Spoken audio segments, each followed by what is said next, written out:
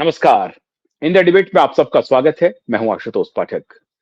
मित्रों, नरेंद्र मोदी एक master stroke खेल चुके हैं और आपको हैरानी होगी कि इतने दिनों से देश के अंदर थोड़े वो गुस्से के शिकार हुए, लेकिन इसके लिए नरेंद्र मोदी जिम्मेदार नहीं थे। उनके कैबिनेट के मंत्री जिम्मेदार हो सकते हैं, उनके अधिकारी जिम्मेदार हो सकते हैं। अगर आपको उनको उनके ऊपर थोड़ी बहुत जिम्मेदारी शिफ्ट भी करनी है, तो आप समझिए बहुत ही मिनिमम परसेंटेज में आप नरेंद्र मोदी पर वो जिम्मेदारी शिफ्ट कर सकते हैं। मामला यूजीसी का था, यूजीसी एक्ट का था। यूजीसी एक्ट में सरकार ने अपने तरफ से कोई विरोध नहीं किया और सुप्रीम कोर्ट ने जो कुछ आदेश दिया था, उसमें मोदी फंस रहे थे। और अब मोदी सरकार की यह गलती हो गई या यूजीसी के और मिनिस्ट्री ऑफ एजुकेशन के अधिकारियों ने मोदी को फंसा दिया, आप ऐसा कह सकते हैं।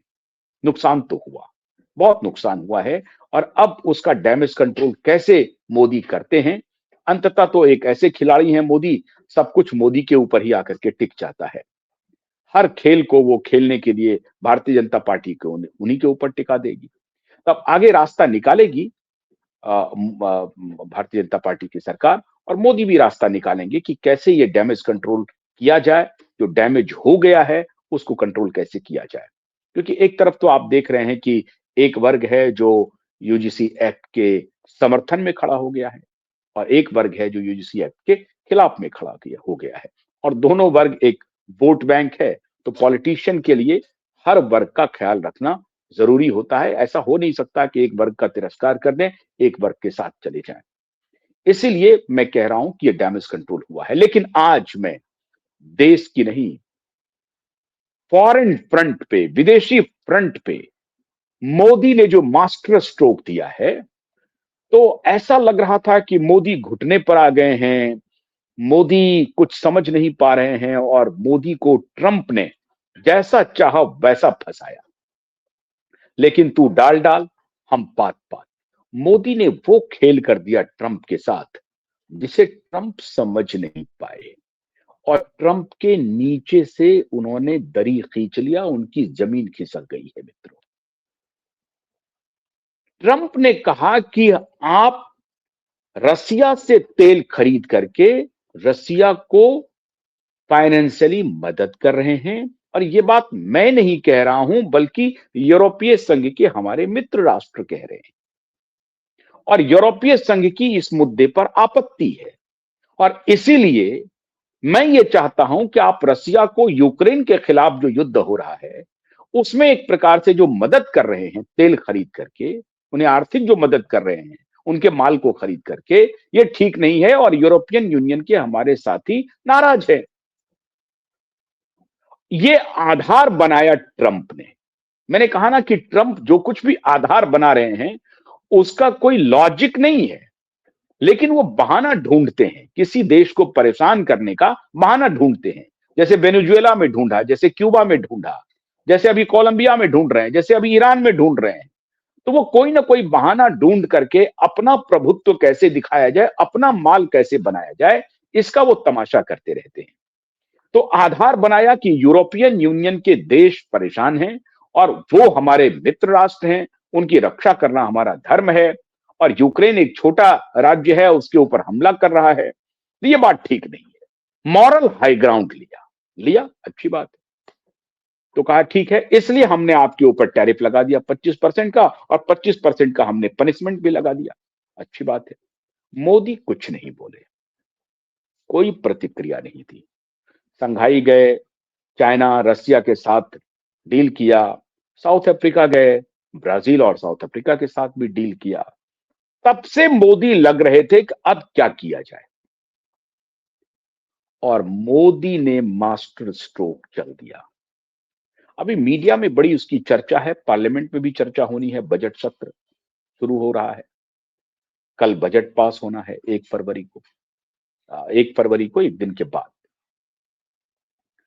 अब ऐसी परिस्थिति में मोदी ने का मास्टर स्ट्रोक है क्या, जिसे आप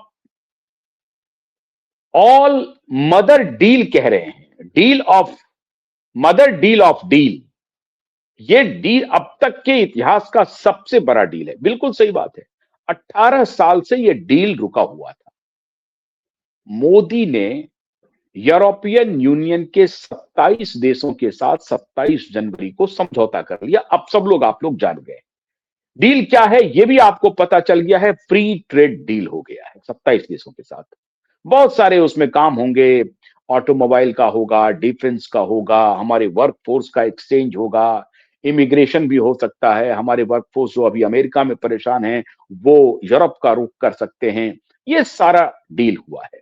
उसमें डिफेंस बहुत इंपॉर्टेंट सेक्टर है, और सबसे जो इंपॉर्टेंट सेक्टर है आपका टेक्नोलॉजी का जो डील हुआ है वो महत्वपूर्ण है। एग्रीकल्चरल डील भी हो गया है, और कंप्लीट ट्रेड आप समझिए फ्री हो गया। मतलब ड्यूटी जो लगता है ट्रेड के ऊपर वो मिनिमल हो जाएगा। इतना अवेटेड डील 27 देशों के साथ, और इस बारे में मैं पहले ही बता चुका हूं कि 34 से 40 करोड़ के आसपास अमेरिका की आबादी है, तो 20 से 25 करोड़ की आबादी के साथ भारत ने यह डील कर लिया। भारत को लग रहा था कि हमारा जो बाजार है, अगर अमेरिका हमको लगातार सैंक्शन लगाता रहेगा, टैरिफ इंपोज करेगा, 500% की धमकी दे दिया था, तो ऐसी स्थिति में हमारा बाजार कहां जाएगा, जिसके पास पेइंग कैपेसिटी भी हो। अमेरिका क्यों हमारे लिए अच्छा बाजार है? क्योंकि वो पे मास्टर भी अच्छा है, उसके पास पेइंग कैपेसिटी भी है, वो खरीद सकता है, उसके बदले में हमें अच्छा पैसा दे सकता है, अच्छी कीमत दे सकता है। तो अच्छी कीमत का हमने एक नया बाजार ढूंढ लिया 20-25 करोड़ लोगों का। अब 20-25 करोड़ लोगों के साथ हमारा व्यापार आगे बढ़ेगा, अबाध गति से, निर्बाध गति से। अब ये जिस दिन डील हुआ, स्कॉट बेसेंट जो ट्रेजरी सेक्रेटरी हैं अमेरिका के, उन्होंने कहा कि यह गलत काम हो रहा है, बहुत गलत बात हो रही है, जिसके लिए हमने इतना सब कुछ किया, भारत के ऊपर सैंक्शन लगाया, जिसके कहने पर हमने भारत के ऊपर सैंक्शन लगाया, भारत के ऊपर टैरिफ लगाया। सैंक्शन का मतलब है टैरिफ इंपोज किया, एक्सेसिव टैरिफ इंपोज किया, 500% की हमने धमकी दे दी। इसका क्या मतलब हुआ? 27 के 27 देश मोदी के गोदी में आकर के बैठ गए। उर्सुला बोनडेर और एंटोनियो कोस्टा मोदी के गोदी में आकर के बैठ गए, बग्गी पर चले, और 26 जनवरी को हमारे वो मेहमान हुए।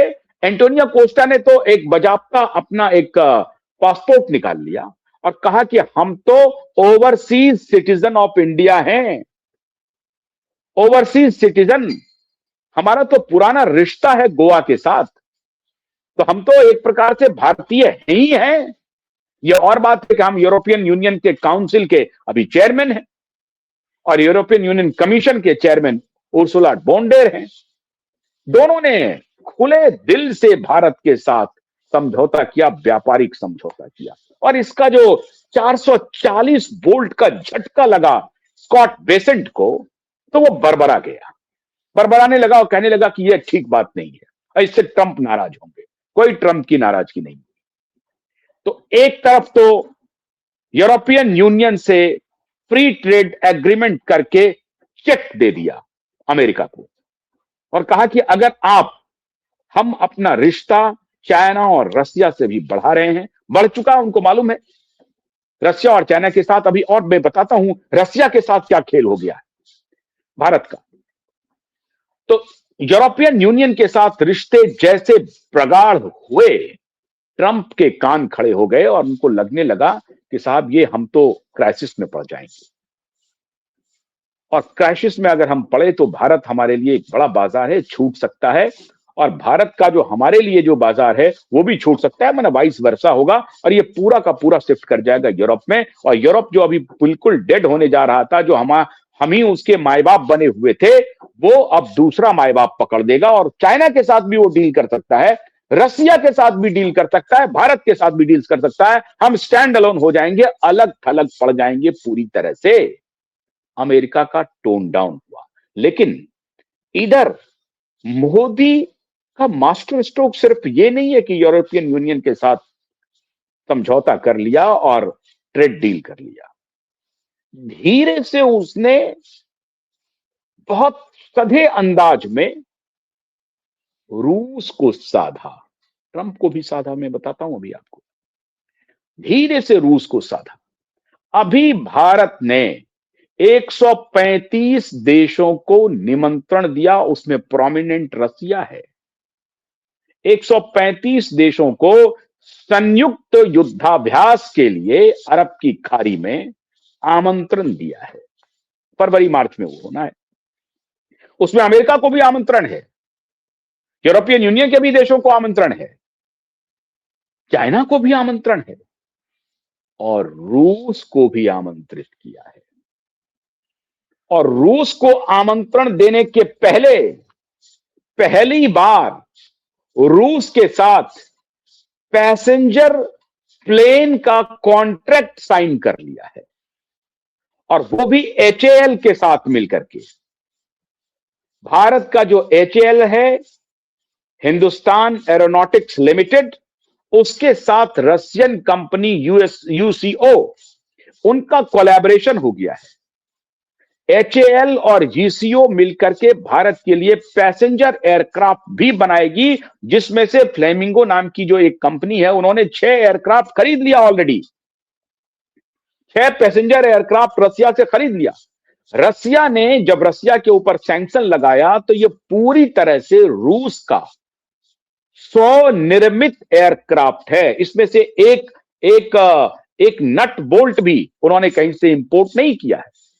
टोटल उनके रसिया में बना, रसिया का मैन्युफैक्चरिंग है, और इसीलिए भारत की डिपेंडेंसी है। अभी कुछ दिन पहले हैदराबाद में एक एयर शो हुआ था, उस एयर शो में प्रदर्शन हुआ और भारत ने डिपेंडेंसी स्वीकार की अपनी, और कहा कि हां, आपके ऊपर मैं डिपेंड कर सकता हूं, सिक्योरिटी सेफ्टी अनपैरेलल है, इसके साथ हम जा सकते हैं। और रसिया के साथ पैसेंजर एयरक्राफ्ट का भी समझौता कर लिया है। और रसिया को बंगाल की खाड़ी में जो युद्धाभ्यास है, उसमें विशेष आमंत्रण दिया है। लेकिन अमेरिका को भी आमंत्रण किया है, सबको भेजा है। और इस बीच में एक और बड़ा खेल कर लिया इन्होंने। खेल क्या किया? आपको खबर मिली होगी कि जनवरी में भारत की जो निजी कंपनी है अंबानी समूह, वो तेल खरीदती थी रसिया से। उन्होंने ट्रंप के धमकी के बाद रसिया से तेल खरीदना बंद कर दिया था। लेकिन एक बड़ी अच्छी खबर आ गई है। खबर यह है कि 1 फरवरी से अंबानी जी रसिया से तेल खरीद सकते हैं। और यह अनुमति उन्होंने कहां से ले ली है? यह अनुमति ले ली आका ट्रंप से।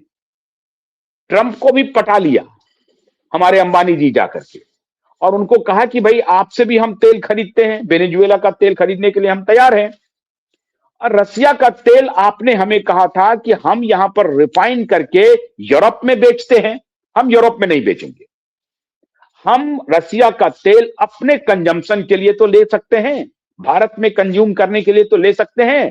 ट्रंप ने कहा, हां बिल्कुल ले सकते हैं, आप अपने कंजम्पशन के लिए अगर लेना चाहते हैं तो लीजिए, लेकिन ऐसा नहीं होगा कि वही तेल आप यूरोप को बेच रहे हैं, रिफाइन करते हैं, यूरोप को बेच रहे हैं। अब टकराहट कहां थी, उसको समझिए। अमेरिका यूरोप को डरा करके, धमका करके अपना तेल बेच रहा है, जिसमें जर्मनी बहुत बड़ा बायर है, फ्रांस भी बायर है। रसिया से कहा कि आप रसिया से तेल लेना बंद कर दीजिए, क्योंकि अगर आप तेल लेंगे तो उसे आप आर्थिक मदद करेंगे। और अमेरिका अपना तेल बेच रहा है यूरोप को। अब हमारे भाई साहब क्या थे साहब, वो रसिया से तेल खरीदते थे, रिफाइन करते थे और बेच रहे थे पेट्रोलियम पदार्थ जो है सो यूरोप में। तो ये मार्केट क्लैश हो रहा था ट्रंप और अंबानी जी का। तो लगा कि यार, इसमें तो भारत की सहमति है, तो भारत की बाह मरोड़ दो। तो मोदी की बाह मरोड़ दिया। अब मोदी ने संदेश पहुंचा दिया अंबानी जी को कि साहब, ये देखिए क्या चल रहा है, आप उनसे तेल खरीद रहे हैं, बेच रहे हैं यूरोप में, तो आप उनसे टक्कर ले रहे हैं, उनसे लड़ाई लड़ रहे हैं, भुगतना हमें पड़ रहा है, दूसरे सेक्टर को भुगतना पड़ रहा है, तो ये काम मत कीजिए। वो फौरन गए और उन्होंने कहा कि ठीक है, हम बंद कर देते हैं। लेकिन पता चला कि ट्रंप साहब ये कह रहे हैं कि अगर आप रसिया से तेल खरीदते हैं कोई दिक्कत नहीं है, लेकिन बहाना बनाया कि रसिया को आप फंड कर रहे हैं। असली बात क्या थी कि आप तेल बेच रहे हैं यूरोप में, वो हमारा मार्केट है, आप मेरा मार्केट खा रहे हैं। आप हमारे तेल को भी एक प्रकार से बंद कर रहे हैं, जो हमारा मार्केट है यूरोप में, वहां आप तेल बेच रहे हैं। ये खेल नहीं चलेगा। तो बहाना क्या बनाया कि आप रसिया को मदद कर रहे हैं। अभी वही ट्रंप अंबानी जी को यह कह रहा है कि आप तेल लीजिए, भारतीय बाजार में आपको तेल बेचना है, बेचिए, अपने कंजम्पशन के लिए अगर आप ले रहा है तो लीजिए, कोई दिक्कत नहीं है हमें, आप यूरोप को मत भेजिए। कहने का मतलब यह हुआ कि रसिया को फंड करें ना करें, युद्ध हो ना हो, इससे कोई लेना देना नहीं इस धूर्त ट्रंप को है। ट्रंप एक व्यवसायी है, अमेरिकन से एक व्यवसायी हैं, उनको अपना हित लगता है कि मेरा बाजार कोई खराब कर रहा है, उसके खिलाफ कौन सा पोस्चरिंग करें हम। तो ये पोस्चरिंग कर लिया और उसमें मॉरल हाई ग्राउंड लिया कि आप युद्ध के लिए आप उन्हें पैसा दे रहे हैं, ये नहीं चलेगा। ये मॉरल हाई ग्राउंड लेकर के उन्होंने भारत के ऊपर दबाव बनाया। असल खेल ये था कि उनका बाजार मर रहा था यूरोप का, जहां अंबानी जी तेल बेच रहे थे। तो अब अंबानी जी ने कहा कि हम अपने कंजम्पशन के लिए तेल खरीदते हैं। उन्होंने कहा बिल्कुल एव मस्तु, आप जाइए खरीदिए तेल, हमें कोई दिक्कत नहीं है। और साथ में अंबानी जी ने कहा कि भाई हम तो वेनेजुएला से भी खरीद लेंगे, आप बेचे तो सही, हमारा काम है रिफाइन करके हम बेचेंगे, हम भारत में ही बेचेंगे, हम वेनेजुएला का भी तेल खरीदेंगे। अब उनको साध लिया मोदी ने वाया अंबानी। और 1 फरवरी से कही कही जा रही है बात कि 1 फरवरी से रसिया का तेल माननीय अंबानी जी भी खरीदने जा रहे हैं। अब एक तीर से कई निशाने मोदी ने कर दिए। ट्रंप को भी साध लिया, यूरोपियन यूनियन को भी साध लिया, चाइना को भी साधे हुए है, रसिया को भी साध लिया। रसिया को कहा थोड़े दिन रुक जाइए आप।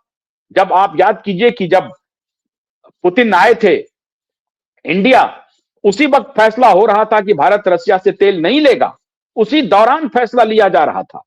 तो आप सोचिए पुतिन के दिल पर क्या गुजर रही होगी कि ये डर करके भारत जो है एकदम से उनके ट्रंप के सामने सरेंडर कर दिया।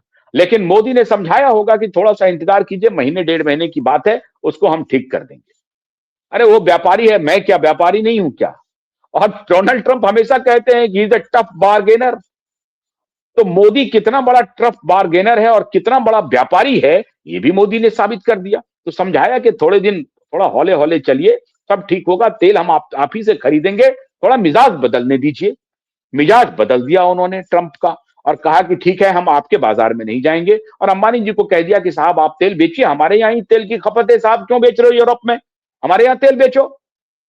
अब आप देखिए कि भारत में रशियन ऑयल कंपनी अपना आउटलेट तैयार कर रही है। रशियन कंपनी पहुंच गई भारत और उन्होंने अपना आउटलेट तैयार कर दिया है। कहा कि आप भी बेचो, हमारे कंजम्पशन के लिए बेचो, हम तुम्हारा माल लेकर के यूरोप में नहीं बेचेंगे, किसी दूसरे मार्केट में नहीं बेचेंगे। रिफाइन होगा रिफाइनरी में यहां पर और हम माल बेचेंगे यहां से, हमारा आउटलेट होगा। रशियन कंपनी आ गई है भारत, वो भी माल बेच रही है साहब। अब रसिया को कहा कि आपका तेल भी खरीदेंगे, आपका डिफेंस इक्विपमेंट भी खरीदेंगे और आपके साथ एविएशन में बहुत बड़ा कॉन्ट्रैक्ट करेंगे और बहुत बड़ा बाजार एक प्रकार से आपका हम बना देंगे भारत को। और एक ज्वाइंट कोलैबोरेशन हो गया HAL एंड यूसीओ जो रशियन कंपनी है उसके बीच में। अब पैसेंजर एयरक्राफ्ट जो कि फुली डेवलप्ड बाय रसिया है, उसमें मैंने जैसा बताया आपको, एक नट बोल्ट भी किसी दूसरे जगह से उन्होंने इंपोर्ट नहीं किया है, तो फुली डेवलप्ड बाय रसिया है। तो रसिया के साथ टेक्नोलॉजी ट्रांसफर पर भी हो सकती है आगे बात बन जाए, अगर ज्वाइंट वेंचर हो रहा है एयरक्राफ्ट, पैसेंजर एयरक्राफ्ट बनाने की। और वो सारे पैसेंजर एयरक्राफ्ट जो हैं वो आपके जो भारत के जो उड़ान योजना है उसमें काफी काम होने वाला है। उड़ान योजना में सारे पैसेंजर एयरक्राफ्ट की, तो रसिया को भी उन्होंने साध लिया। रसिया से भी बहुत बढ़िया संबंध। चाइना को कहा कि भाई हम दोनों तो पुरानी सभ्यता हैं। अभी इंडिपेंडेंस डे के मौके पर चाइना ने भेजा कि भारत और हम दोनों एक विश्वसनीय मित्र बन रहे हैं और ये विश्वसनीय मित्रता हमारी और आगे भी बढ़ेगी। अभी कुछ दिन पहले की खबर आई है कि चाइना में कुछ लोगों को फांसी पे चढ़ा दिया गया है। इनके जो सबॉर्डिनेट थे उनको उन्होंने स्टेप डाउन किया। इस पर मैं एक अलग से वीडियो बनाऊंगा कि चाइना में कू करने की प्लानिंग हो रही थी CIA के द्वारा, यह भी मैं बताऊंगा। तो चाइना को भी साध लिया, यूरोपियन यूनियन को भी साध लिया और अमेरिका को भी साध लिया। डोनाल्ड ट्रंप जो नाराज होके घूम रहे थे, इधर उधर जा रहे थे, डोनाल्ड ट्रंप को कहा कि साहब आप शांति से रख बैठिए, आप आइए युद्धाभ्यास करते हैं हम लोग बंगाल की खाड़ी में, सब मिलकर के युद्धाभ्यास करते हैं। युद्ध शांति के लिए हो, युद्ध युद्ध के लिए नहीं हो, विध्वंस के लिए नहीं हो। तो भारत अब उनको भी बुला रहा है और उसमें डिफेंस हम एक्सपो करेंगे, ये करेंगे, वो करेंगे। तो अमेरिका से भी कुछ डिफेंस का कुछ खरीद लेंगे, तुम्हारा भी कुछ माल खरीद लेंगे, रशिया का भी खरीदेंगे, फ्रांस का भी खरीदेंगे। फ्रांस के साथ तो 114 रफाल का ऑर्डर ऑलरेडी प्लेस हो चुका है, फ्रांस के साथ खरीदेंगे। जर्मन का ऑटोमोबाइल के साथ भारत में जबरदस्त बूम आने वाला है, जर्मनी के साथ। स्वीडन के साथ बहुत बड़ा अच्छा काम होने वाला है, स्पेन के साथ होने वाला है। ब्रिटेन अभी 200 डेलीगेट्स लेकर के भारत से जा चुका है, फ्री ट्रेड एग्रीमेंट हो चुका है। ब्रिटेन का कीर स्टारमर अभी चाइना पहुंच गया है, अब वो चाइना को ल्यूर कर रहा है, चाइना को लुभा रहा है कि जैसे हमने भारत के साथ समझौता किया है, आप भी हमारे साथ आ जाइए। तो भारत के साथ जो समझौता हो गया, चाइना और इंग्लैंड भी अब समझौता कर रहा है। तो बहुत तेजी से वोलाटाइल सिचुएशन हो रहा है। इस बीच में अमेरिका एक खेल खेल रहा है, वो मिडिल ईस्ट में आकर के थोड़ी बहुत गिदर भभकी दे रहा है। और अभी अभी की खबर आई है कि ट्रंप ने कहा है कि खमेनेई भी हमसे बात करने के लिए तैयार है। ईरान ने कहा है कि हम बातचीत के टेबल पर आने के लिए तैयार हैं। बताइए क्या प्रॉब्लम क्या है आपको हमसे? आप क्यों हमको हटाना चाहते हैं? हमारी सत्ता को उखाड़ करके क्यों बाहर फेंकना चाहते हैं? अगर आपको ऐसी कोई आपत्ति है तो हम आपसे बातचीत करने के लिए तैयार हैं, आइए। तो अब उनके साथ, ईरान के साथ ट्रंप की क्या बातचीत होती है, ये पूरी दुनिया देखने वाली है। एक ही साधे सब सधे हो गया। मोदी का ये जो मास्टर, अभी तक जो मोदी देख रहे हैं, और इसीलिए पार्लियामेंट सेशन की शुरुआत के समय जो मोदी का कॉन्फिडेंस था, वो ये बयान कर रहा था कि मोदी उस क्राइसिस से बाहर आ गए। जो जियो पॉलिटिक्स का जो एक क्राइसिस हो गया था, जिसमें लग रहा था कि भारत अलग थलग पड़ गया है, भारत ने चुप रह करके 2-3 महीने के अंदर ऐसा खेल किया जो यूरोपियन यूनियन को भी साधा, चाइना को भी साधा, रसिया को भी साधा, और अमेरिका से भी दोस्ती तोड़ी नहीं, अमेरिका को भी एक अच्छे दोस्त के रूप में बरकरार रखा है। ये और बात है कि स्कॉट बेसेंट जैसे लोग जो अभी बेसिर पैर की बात कर रहे थे, तो अब स्कॉट बेसेंट को लग रहा था कि अब क्या हो रहा है, अब हम इसको क्या, अब कैसे बोलेंगे। जाहिर है डोनाल्ड ट्रंप कह देंगे कि भैया उतना ज्यादा मत बोलो, नहीं तो भारत ने अपना काम कर लिया है। अगर भारत की दोस्ती को बरकरार रखना चाहते हो तो उनसे दोस्ती के लहजे में ही बात करना पड़ेगा। अब हो गया तो अब वो 500% का टैरिफ का खेल खत्म। और अभी जो बोल रहे थे ट्रंप साहब कि हम तो ग्रीनलैंड लेंगे, ये लेंगे, वो लेंगे, उस पर भी अभी बड़बड़ाहट खत्म हो गई, थोड़ा चुप्पी हो गया है, क्योंकि फ्रांस, जर्मनी और इटली, इन सब देशों ने जोरदार विरोध किया ग्रीनलैंड और डेनमार्क के मुद्दे पे। तो वहां भी उनको विरोध झेलना पड़ रहा है। तो उनको लग रहा है कि जो पूरा जियो पॉलिटिक्स है वो एक नए रीसेट की तरफ जा रहा है, जिसमें अमेरिका अलग थलग पड़ सकता है अगर अमेरिका अपना एडमेंट बिहेवियर को जारी रखता है। तो ये है नरेंद्र दामोदर दास मोदी। मोदी का मास्टर स्ट्रोक बहुत जबरदस्त आया है। बहुत बहुत शुक्रिया। नमस्कार।